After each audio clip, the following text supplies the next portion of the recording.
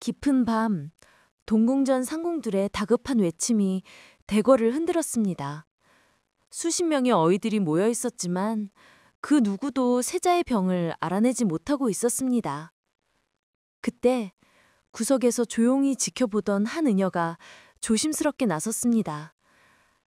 초라한 의녀 치마 저고리를 입은 여인, 바로 설아였습니다. 설아는 떨리는 손으로 세자의 손목을 짚었습니다. 하지만 맥을 짚는 것이 아니었습니다.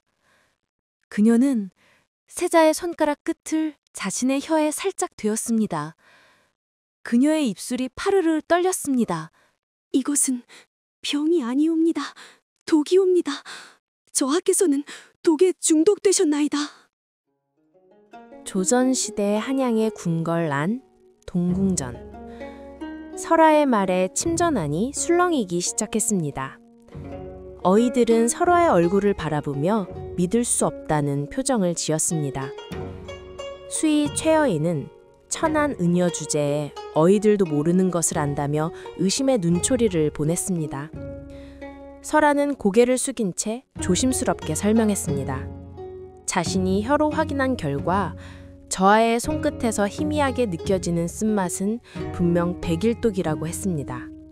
하루아침에 사람을 쓰러뜨리는 독이 아니라 100일에 걸쳐 조금씩 몸속에 쌓여 서서히 목숨을 앗아가는 독이라는 것이었습니다. 어이들은 여전히 의심 가득한 눈초리로 설아를 바라보았습니다. 바로 그때 침전문이 열리며 한 관리가 위험 있는 걸음으로 들어왔습니다. 각진 턱선과 날카로운 눈매, 그리고 입가에 들이운 냉기가 범상치 않았습니다. 그의 허리춤에는 진위라는 글자가 새겨진 패찰이 달려 있었습니다. 진위관 한석주. 대궐 안팎에서 일어나는 모든 사건의 진실과 거짓을 가려내는 특수 관직으로 차갑고 철저하기로 소문난 인물이었습니다. 모두가 일제히 고개를 숙였습니다. 한석주는 천천히 친전안을 둘러보다가 설아에게 시선을 고정했습니다.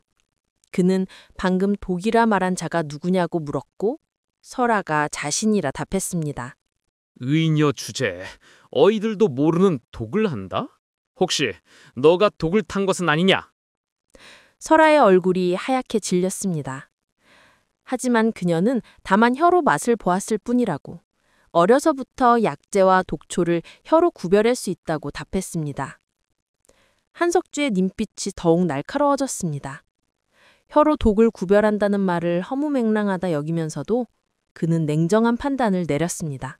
내게 사흘을 주겠다. 사흘 안에 너가 말한 독이 정말 백일독인지, 그리고 누가 저하께 독을 탔는지 밝혀내어라. 만약 네 말이 거짓으로 드러나면 너는 영모죄로 다스릴 것이다.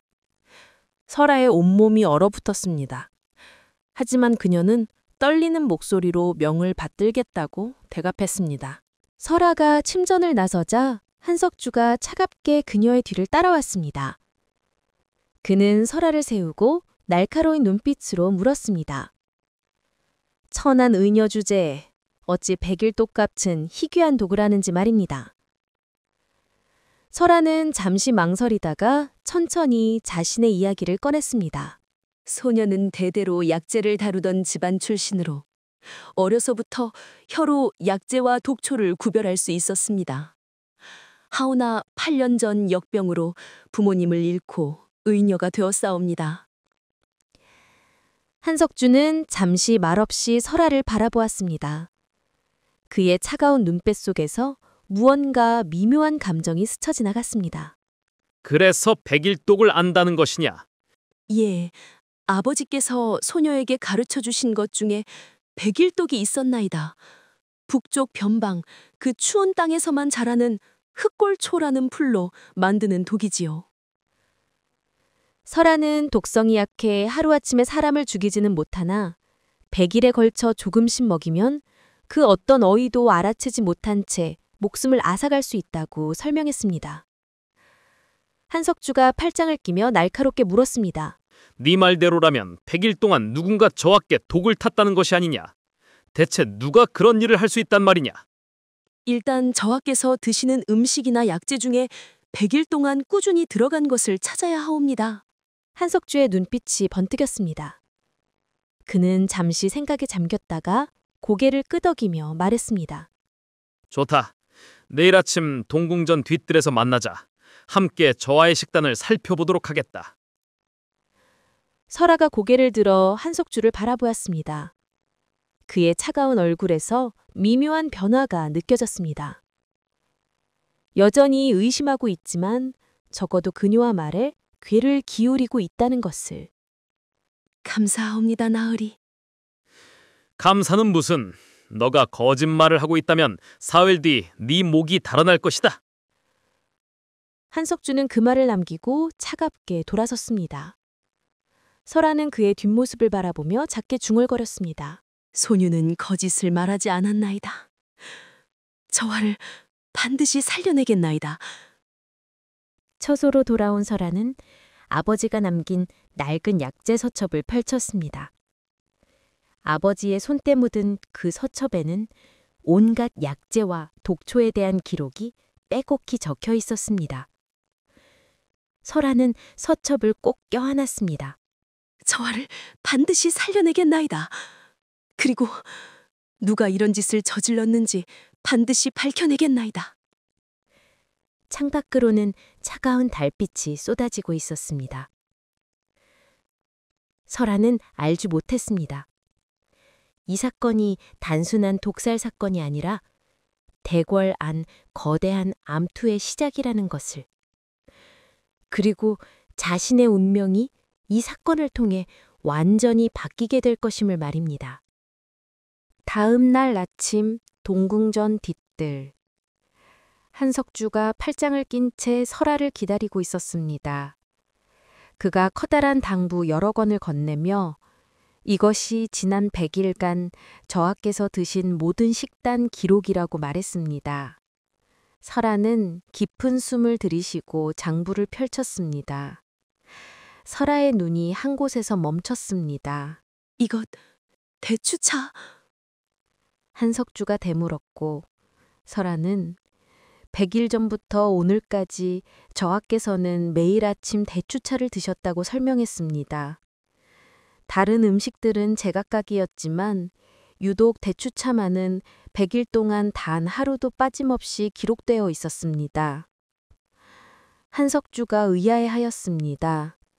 대추는 몸에 좋은 것이 아니냐고 말입니다. 그렇사옵니다. 하오나 바로 그렇기에 의심받지 않고 매일 독을 탈 수 있는 것이옵니다. 설아의 목소리에 확신이 실렸습니다. 흑골초독은 쓴맛이 강하기에 그 쓴맛을 감추려면 단맛이 강한 것에 타야 하고 대추의 단맛이면 충분히 독의 쓴맛을 감출 수 있다고 설명했습니다. 이 대추는 내의원 약방에 있었습니다. 설아와 한석주가 곧바로 약방 창고로 향했습니다. 창고 안에는 온갖 약재들이 항아리와 상자에 담겨 가지런히 놓여 있었습니다. 설아가 대추가 담긴 항아리를 찾아내어 뚜껑을 열었습니다. 설아는 대추 하나를 꺼내 조심스럽게 혀끝에 대었습니다. 그 순간 그녀의 표정이 굳어졌습니다. 이것 틀림없사옵니다. 이 대추에서 흑골초의 쓴맛이 느껴지옵니다. 아주 희미하나 분명히. 바로 그때 뒤에서 차가운 목소리가 들려왔습니다. 무슨 소란이냐? 두 사람이 돌아보니 수희 채어이가 차가운 표정으로 서 있었습니다. 한석주가 이 약방 창고는 누가 관리하느냐고 채어이에게 물었습니다. 채어이가 답했습니다. 자신이 직접 관리한다고, 약재는 귀한 것이라 함부로 다루지 못하게 하고 있다고 말입니다. 설아의 얼굴이 창백해졌습니다. 한석주의 눈빛이 차갑게 가라앉았습니다. 그렇다면 최호이, 당신이 이 창고에 가장 자유롭게 드나들 수 있는 사람이 아니오. 채어이의 얼굴에 미묘한 변화가 스쳤지만 이내 황당하다는 표정으로 한석주를 바라보았습니다. 진위관 나으리, 지금 나를 의심하시는 것이오? 의심이 아니라 사실을 확인하는 것입니다. 한석주가 물었습니다. 그럼 이 대추는 언제 들여온 것이냐고 말입니다. 채어이는 3달 전쯤 되었을 것이라고, 공급상인에게서 받은 것이라고 답했습니다. 설아의 눈이 반짝였습니다. 3달 전이라. 그럼 백일독을 타기 시작한 시기와 맞아떨어지옵니다. 한석주가 그 공급상인은 누구냐고 날카롭게 물었습니다. 채어이는 저작거리의 한 약재상이라고, 이름은 김서방이라고 답했습니다. 저작거리는 사람들로 북적혔습니다. 한석주가 지나가는 사람들에게 물어 김서방이라는 약재상의 가게를 찾았습니다. 두 사람은 골목 안쪽에 위치한 작은 약재 가게에 다다랐습니다. 하지만 가게 문은 굳게 닫혀 있었고 자물쇠까지 채워져 있었습니다. 그때 역 가게 주인이 김서방이 사흘 전에 갑자기 가게 문 닫고 어디론가 떠나버렸다고 말했습니다. 도주했군. 범인이 증거를 인멸하고 도망친 것이다. 설아는 절망스러운 마음이 들었습니다. 이대로는 범인을 찾을 수 없을 것 같았습니다.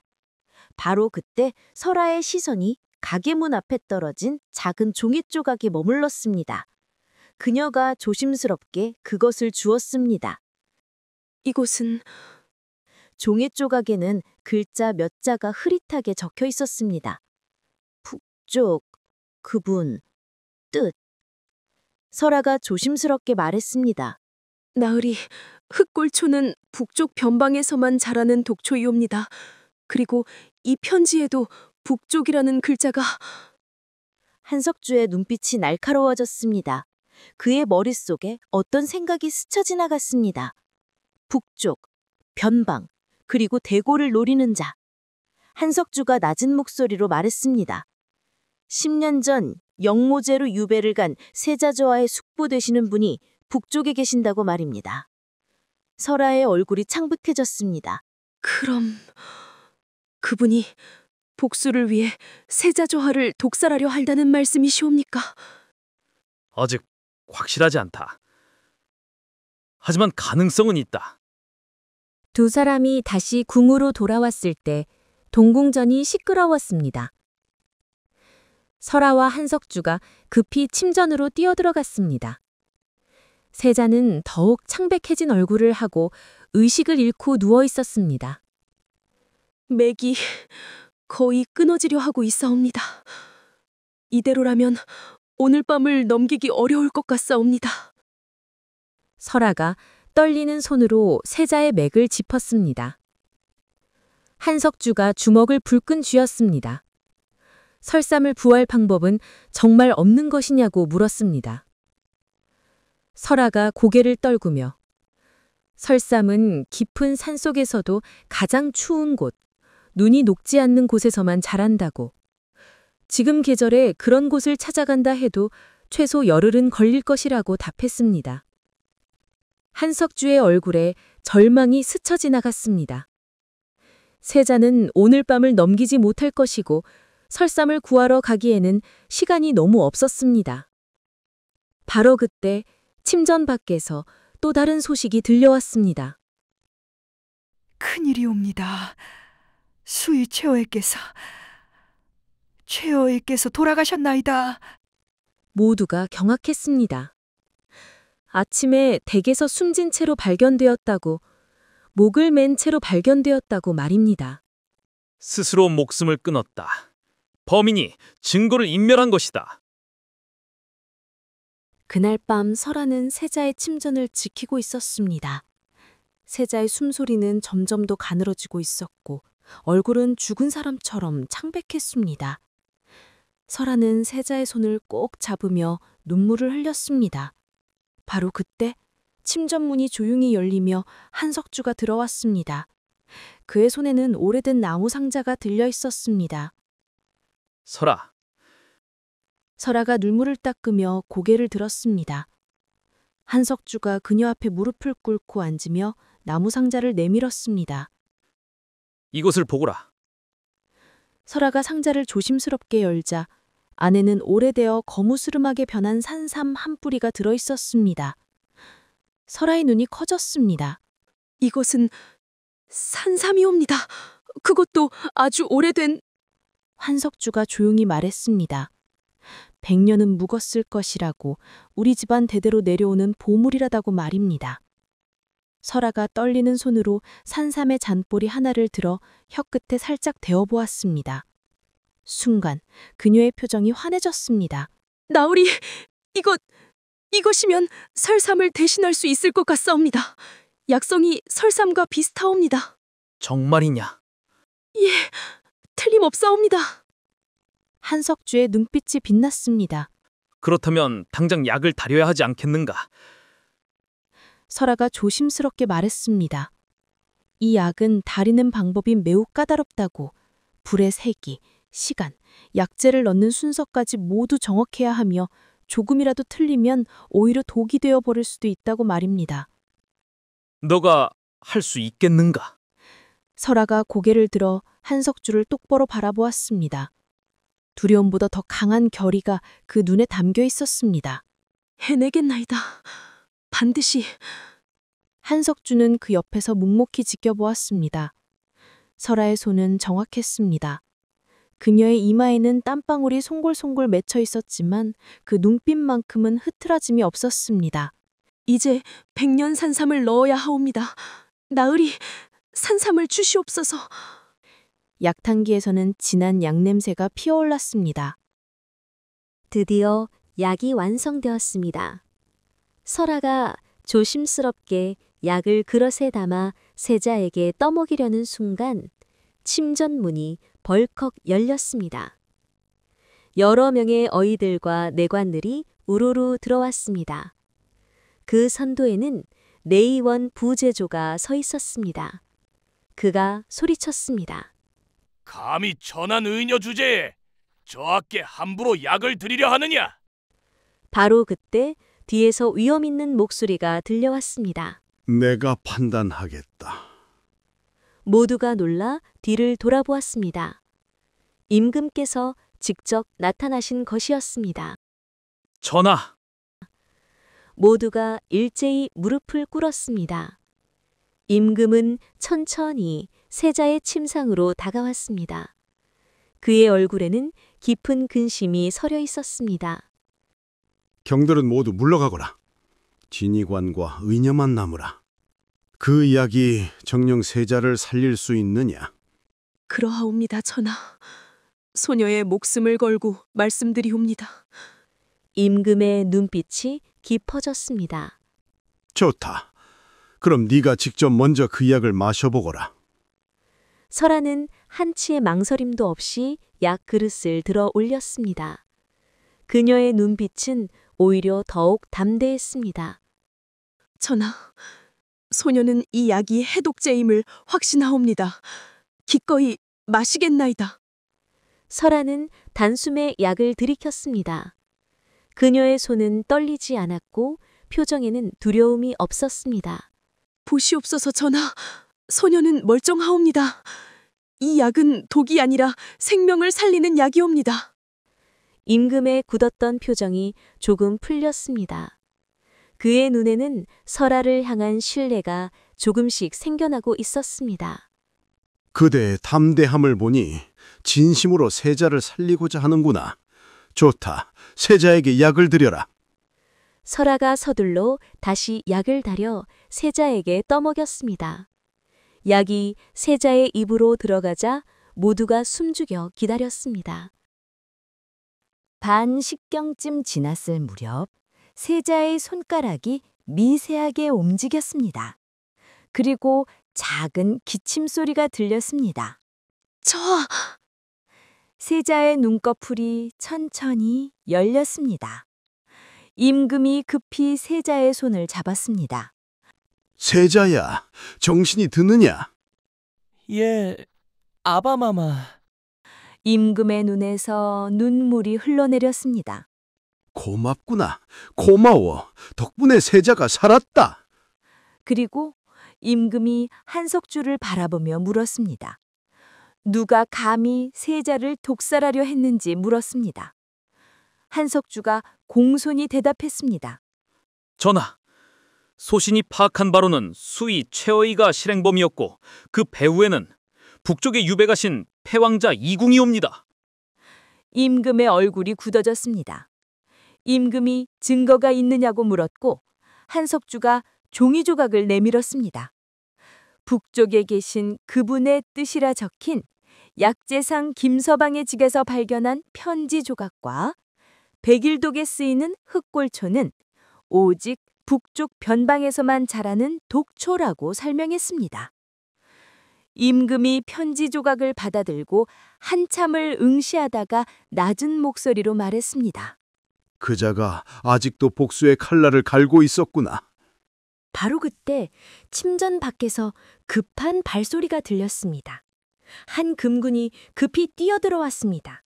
검은 옷을 입은 자들이 동궁전으로 향하고 있다고 외쳤습니다.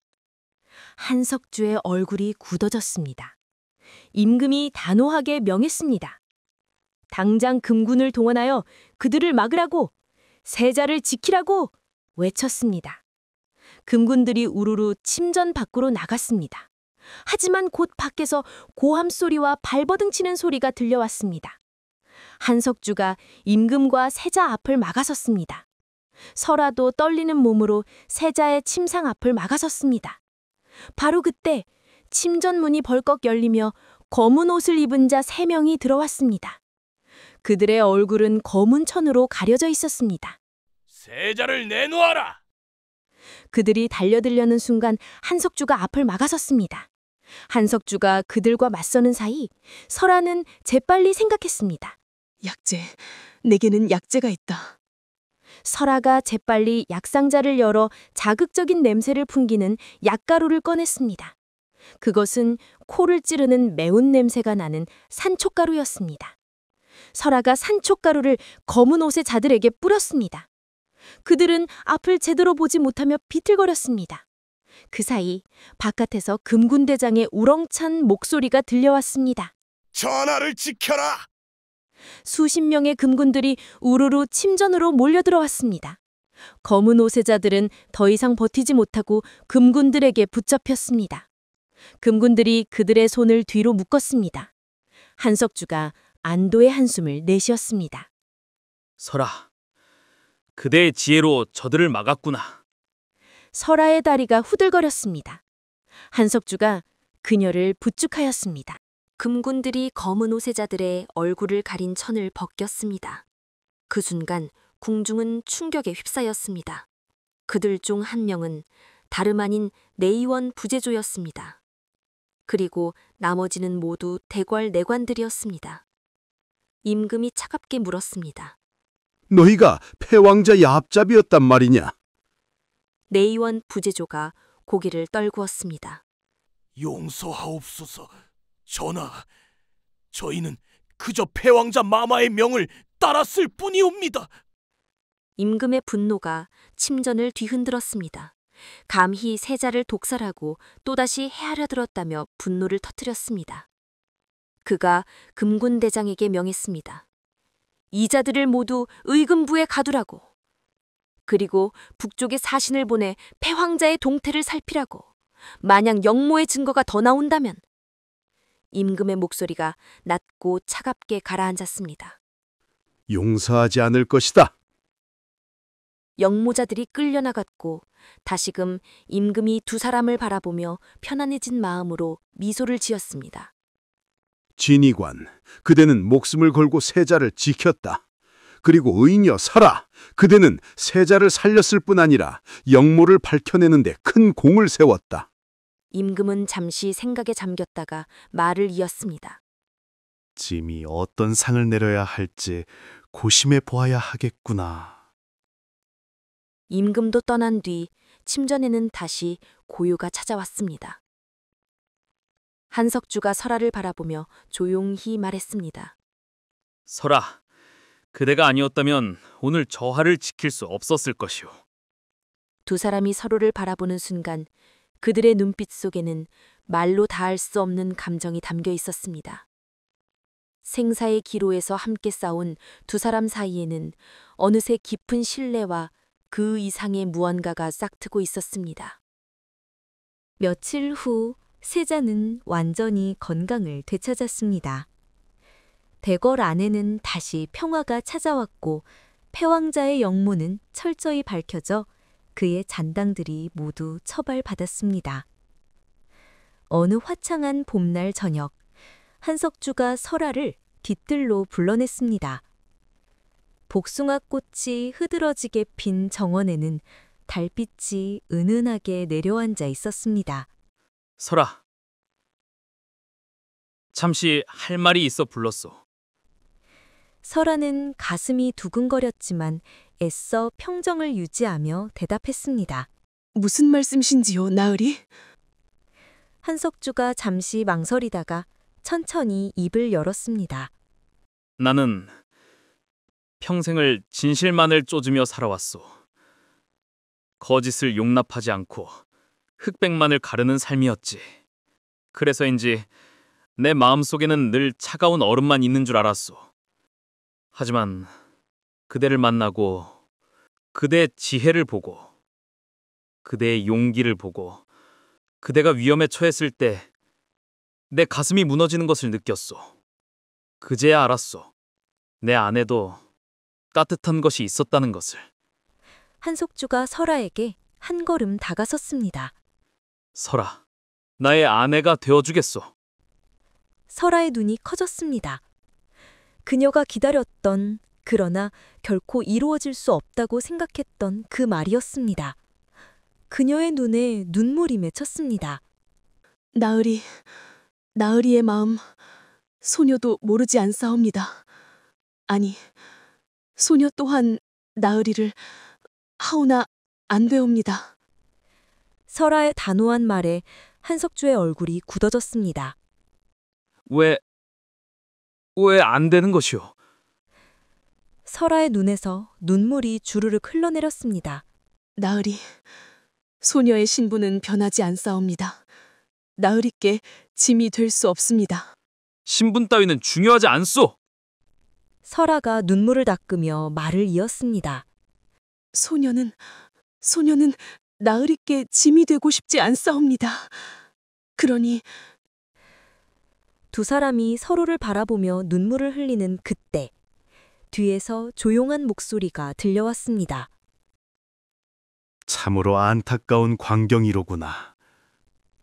두 사람이 깜짝 놀라 뒤를 돌아보니 임금께서 그곳에 계셨습니다. 전하! 임금이 천천히 다가오며 말했습니다. 짐이 우연히 지나가다 두 사람의 이야기를 듣게 되었구나. 용서하거라. 황공하옵니다, 전하. 임금이 설아를 바라보며 물었습니다. 설아, 그대는 천한 의녀의 몸으로 세자를 살렸을 뿐 아니라 영모를 밝혀내는데 큰 공을 세웠다. 이에 짐은 그대에게 여의관이라는 품계를 내리노라. 이제 그대는 천한 자가 아니다. 설아의 눈이 커졌습니다. 임금이 한석주를 바라보았습니다. 진위관 한석주, 그대 또한 세자를 지킨 공이 크다. 그대를 한성부 판윤으로 삼노라. 황공하옵니다, 전하. 임금이 미소를 지으며 말했습니다.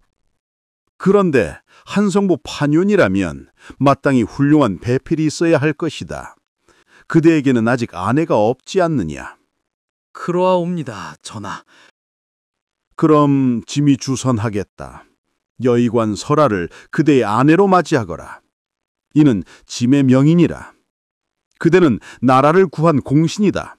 그 누구도 그대를 천하게 보지 못할 것이니라. 설아의 눈에서 또다시 눈물이 흘러내렸습니다. 하지만 이번에는 슬픔이 아닌 기쁨의 눈물이었습니다. 그렇게 천한 의녀 설아는 품계를 받은 여의관이 되었고 차갑기만 했던 진위관 한석주는 한성부 판윤이 되어 설아를 아내로 맞이했습니다. 혼례날, 설아는 고운 화롯을 입고 한석주와 마주 섰습니다. 두 사람은 서로를 바라보며 미소 지었습니다. 그들의 눈빛 속에는 말로 닿을 수 없는 사랑과 신뢰가 담겨 있었습니다. 훗날 사람들은 혀로 독을 구별하던 의녀가 진실을 밝혀 나라를 구했고 진실만을 줬던 관리가 진심을 통해 사랑을 깨달았다며 이야기하곤 했습니다. 신분이 운명을 가두는 것이 아니라 지혜와 용기 그리고 진실을 향한 마음이 스스로 운명을 만들어낸다는 것을 두 사람은 그들의 삶으로 증명해내었습니다. 여러분은 어떻게 생각하십니까? 만약 여러분이 설하였다면 한석주의 청혼을 받아들였을까요? 아니면 신분의 벽 앞에서 물러섰을까요? 댓글로 여러분의 생각을 들려주세요. 어둠 속에서도 진실을 찾아내는 이들이 있고 신분의 벽을 넘어 진심을 나누는 이들이 있다면 세상은 조금씩 더 나은 곳이 될 것입니다. 오늘 이야기가 마음에 드셨다면 좋아요와 구독 부탁드립니다. 그리고 알림 설정까지 해두시면 다음 이야기도 가장 먼저 만나보실 수 있습니다. 다음 이야기에서는 또 어떤 놀라운 인연과 운명이 기다리고 있을까요? 시청해주셔서 감사합니다. 다음 이야기로 돌아올 그날까지 건강하세요. 행복하세요.